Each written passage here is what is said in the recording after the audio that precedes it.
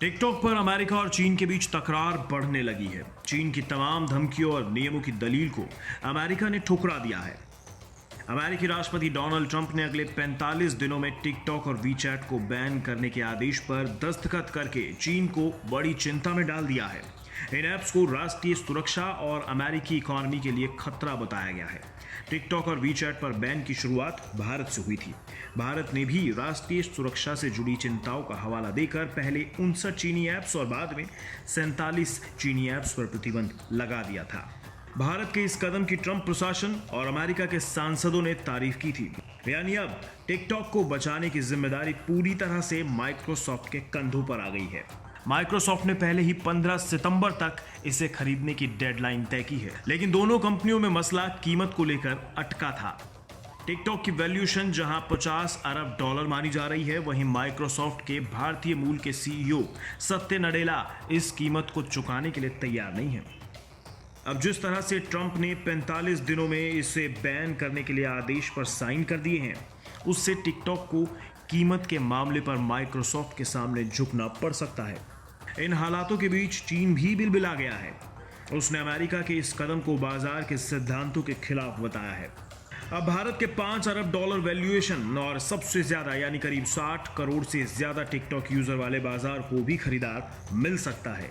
यानी माइक्रोसॉफ्ट की इस डील में भारत भी शामिल हो सकता है। उधर ट्रंप ने कहा कि चीनी कंपनियों के मालिकाना हक वाले और उनसे विकसित मोबाइल ऐप के अमेरिका में फैलने से राष्ट्रीय सुरक्षा, विदेशी नीति और अमेरिकी इकोनॉमी को खतरा पैदा हो रहा है। ऐसे में एक आदेश टिकटॉक पर अलग से प्रतिबंध लगाने को लेकर है। टिकटॉक वीडियो शेयरिंग ऐप का मालिकाना हक चीन की कंपनी बाइटडांस लिमिटेड के पास है। ट्रंप ने कहा है कि ये ऐप अपने आप यूजर्स की बड़े पैमाने पर जानकारी जमा करता है। इस डेटा की मदद से चीनी कम्युनिस्ट पार्टी अमेरिकियों की पर्सनल और प्रोप्राइटरी इंफॉर्मेशन को एक्सेस कर सकता है। इससे चीन फेडरल एम्प्लॉइज और कॉन्ट्रैक्टर्स की लोकेशन ट्रैक कर सकता है, व्यक्तिगत जानकारी के जरिए ब्लैकमेल कर सकता है और कॉर्पोरेट जासूसी भी कर सकता है। ट्रंप ने यह भी कहा है कि टिकटॉक उस कंटेंट को सेंसर भी नहीं करता जो कि चाइनीज कम्युनिस्ट पार्टी को राजनीतिक रूप से संवेदनशील लगता है। ट्रंप के आदेश में सभी विभागों और एजेंसियों को निर्देश दिए गए हैं कि वो आदेश को लागू करने के लिए अपने अपने अधिकारी क्षेत्र में सभी जरूरी कदम उठाएं।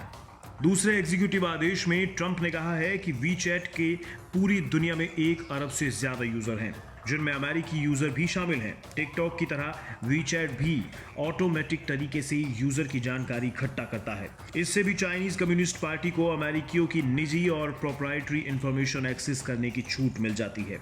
साथ ही ये कंटेंट को भी सेंसर करते हैं। ट्रंप के इस कदम के बीच माइक्रोसॉफ्ट की तो लॉटरी लग सकती है, लेकिन यह भी मुमकिन है कि माइक्रोसॉफ्ट की तरह कुछ और कंपनियां भी इस रेस में शामिल हो जाएं और फिर टिकटॉक के भाव बढ़ जाएं। फिलहाल तो मौके का फायदा उठाकर फेसबुक ने इंस्टाग्राम पर 15 सेकंड के वीडियो का फीचर डाल दिया है। उसके अलावा भी कई ऐप्स टिकटॉक की खाली की गई जगह को भरने में लगे हैं।